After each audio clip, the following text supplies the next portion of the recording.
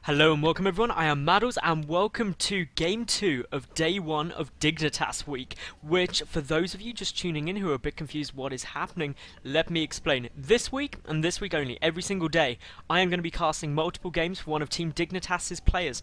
It is going to be epic, it is going to be awesome, and so far we have had great fun looking at the wonderful, the magnificent Dignitas DreAm, who is of course the blue Protoss player in the lower left position. In the top left, he is up against another Protoss. It is a PvP. He is up against Alien Invasion's AiTarra, who is of course in the top left position against DreAm in the lower right, in the lower left. Sorry, God, confusing my left and right. So they are in the vertical spawn positions, and the map is in Tomb Valley. Now, while we're waiting to see what these two are going to do, which could literally be anything from a 1-gate expansion all the way through to a 4-gate, all the way through to a 1-gate robo, who knows.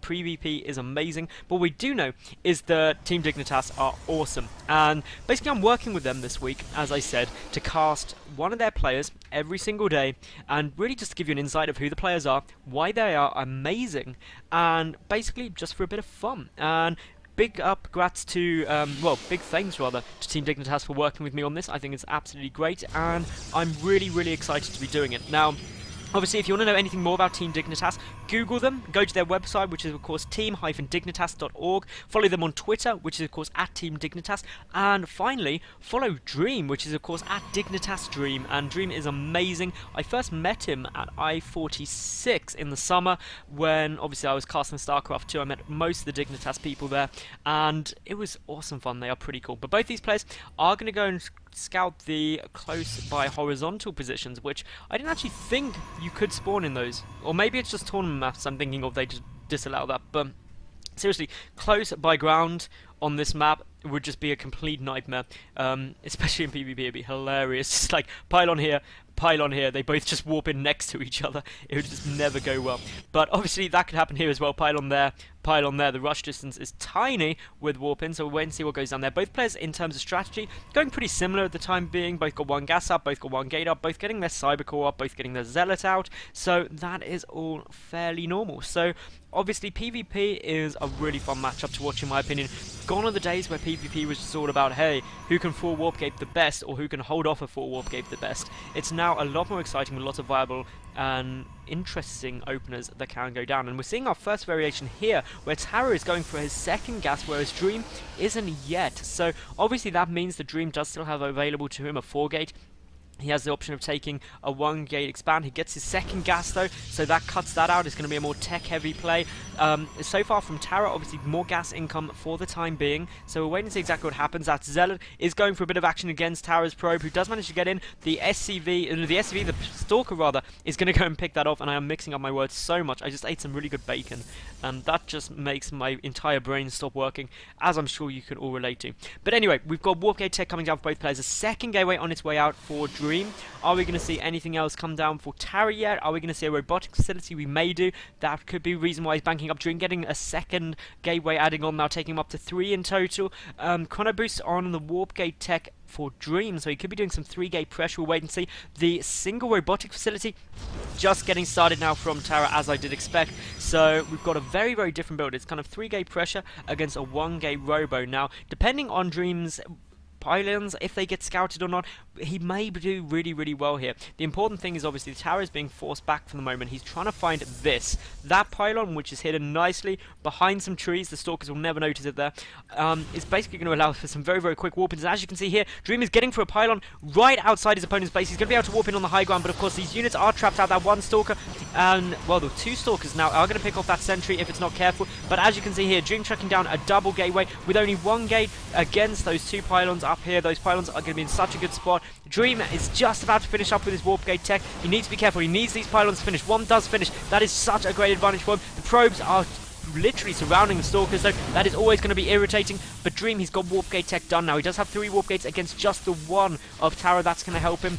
But he needs to be able to warp in quickly. DreAm following this up with a Stargate. That is absolutely awesome. It was going to be a double Stargate for a second, but he decides against that. And, well, that is the aggression closed down. These 2 pylons are unfortunately going to go as well, which means DreAm has lost slightly more resources than his opponent, but did manage to kill 5 workers. That puts him ahead by 4 workers. So DreAm is in a good spot at the moment. Tara held it off well, and of course, holding that off is really nice in this situation because he only had literally 1 gateway's worth of units out on the field compared to the 3 of DreAm, which is a nice position to get into because now he's got the tech advantage, which is going to be quite substantial. But of course, the Stargate's coming down, and there's a second Stargate. Where is it? Where is the second Stargate? It's hidden down the back, so it's a double Stargate. DreAm just happy to stay on the 1 base. Tara is going down for his expansion, and I'm just not sure he's going to have fun times here because while he's getting the Immortals out, while he's going to be able to deal with those Stalkers incredibly well, what he is not going to be able to deal with is air units very effectively because he has just 3 sentries on the 1 Stalker. He's not even producing anything out of these warp gates at the time being, so he could be about to run into some massive problems. I think there's going to be a second Stalker, a 4th sentry rather, coming out, and well, as you can see, DreAm, he's chrono boosting out those Phoenix. He's going to be in such good times. That single probe coming up here for Tara being like, hey, no expansion. That's quite worrying. Those Zealots, though, are not able to stop the probe. And did he scout it? Did he scout it? No, he didn't. That is absolutely critical because now, of course, DreAm does still have the element of surprise. Where are all of those Phoenix? Where are they chilling? There they are. They're just chilling here by the middle line, getting more and more out. We've got a second gateway coming up now. And of course, as you can see, there was literally these 2 Immortals. They're sitting there. They're like, hey, come at me, Stalkers, see what you got. But no, DreAm, he is going for airplay, and he is literally just going to be able to pick off those sentries so quickly if he wants to. More gateways being added on, though. That takes him up to 4. If they finish before this push comes, it would be fine, but it looks like the Phoenix are going to get in there beforehand. What's he going to go for? Is he going to go straight for the probes? We'll wait and see. More Stalkers warping in. It gets lifted near, instantly picked off. This is great play by DreAm. If we look at the APM, you can see here DreAm up at 200 plus average. Well, he is just going for the probes. He is doing so much economic damage. Unfortunately, those Phoenix are very low on energy, though, so he needs to start thinking what he's going to target. Is he going to try and pick off a sentry? He very well may do. There's the lift on the sentry. 1 goes down very, very quickly. All the Phoenix get away. Absolutely fine. More Phoenix coming in. Still Phoenix in production. This is all good fun to watch. More sentries are getting taken down. The 2 Stalkers, though, are going to start doing some damage. DreAm needs to be careful not to lose anything, but so far, this is incredibly cost-effective using the Phoenix in this manner. Those Stalkers are taking quite a lot of damage. 1 Phoenix unfortunately goes down. A Stalker goes down though, and of course DreAm is going to be forced back a bit now. He's getting his own base up. In terms of the worker count, 31 to 23 in DreAm's favour.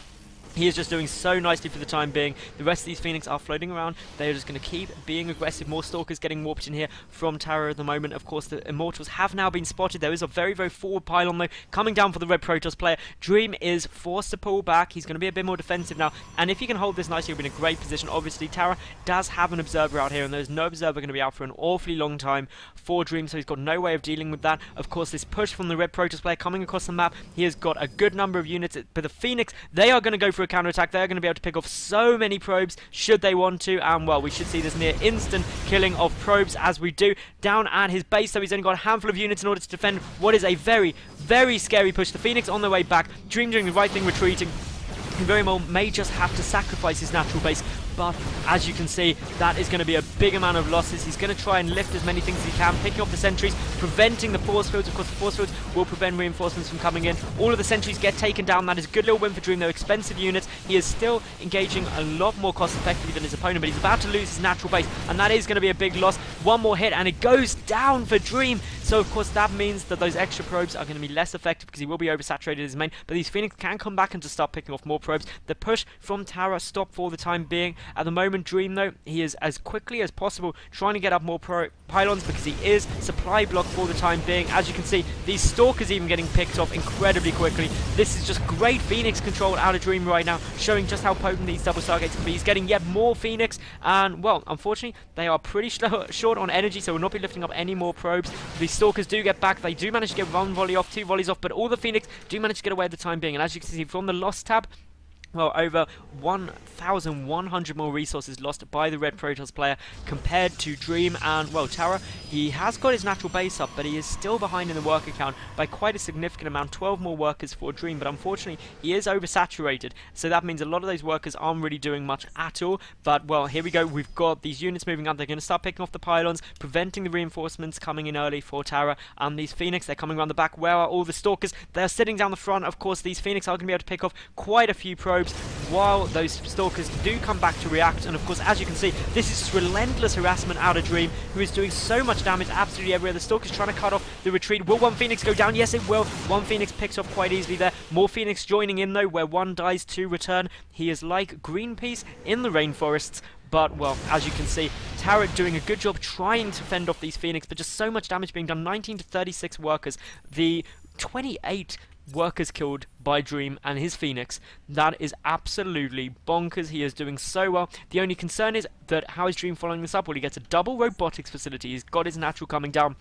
And, of course, if we take a look at the income, well, DreAm has just got so much more money. And money means units, and units means winning. So DreAm is just happily just floating around, keeping all of Tarra's attention on trying to defend. You can see here the APM, almost double the APM average for DreAm compared to Tarra. So this is just DreAm playing ridiculously well. He's picking off more probes at every opportunity he gets without taking any damage. He has now killed over 1,700 more resources worth of units than that of his opponent. And most of those units are actually probes, which, of course, is never fun times. And as you can see, Tarra really struggling to get his probe count up too quickly. He has built a photon cannon in his main mineral line, though. That was a good move in itself, but of course that isn't going to bother DreAm, who's just like, well, I might as well just kill lots and lots of probes while I'm waiting.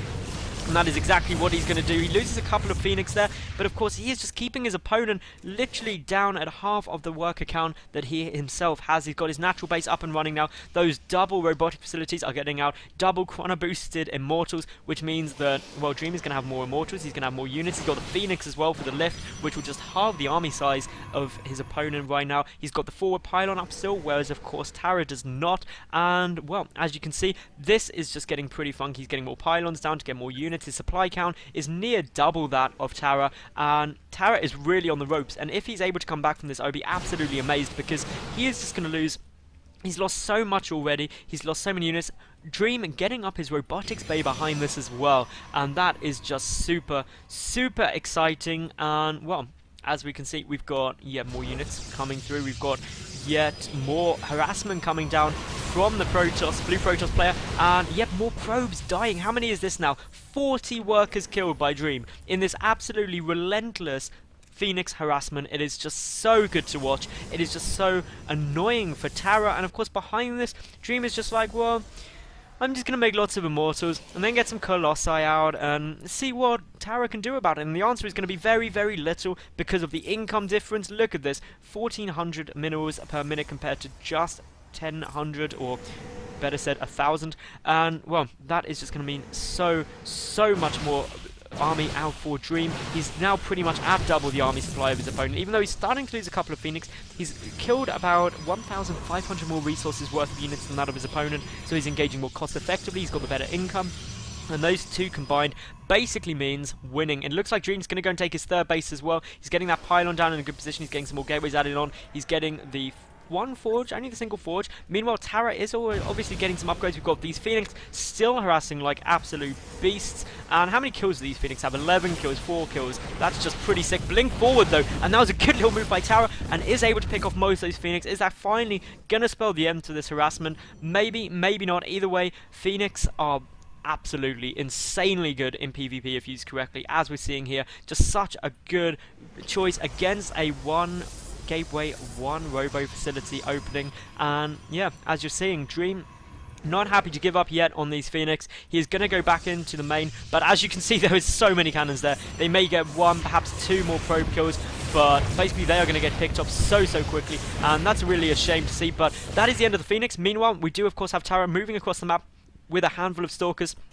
But look what he's engaging into. That is a death ball if I've ever seen one. Those Stalkers going to die just so quickly. Extended Thermal Lance about to kick in as well for DreAm. That is going to be brilliant for him. Those Stalkers blink straight back out of there. They're like, nope, we are not going to be able to take that. The +2 upgrades about to kick in for Tarra. The +1 half done for DreAm at the time being. But DreAm has his third base on the way. Tarra hasn't even started his third base. The work count 51 to 38. As you can see, that reflects in... Actually, DreAm is mined out in his main, so that isn't so good for him. But he is about to have his third up, and at which point he will be way ahead in the income.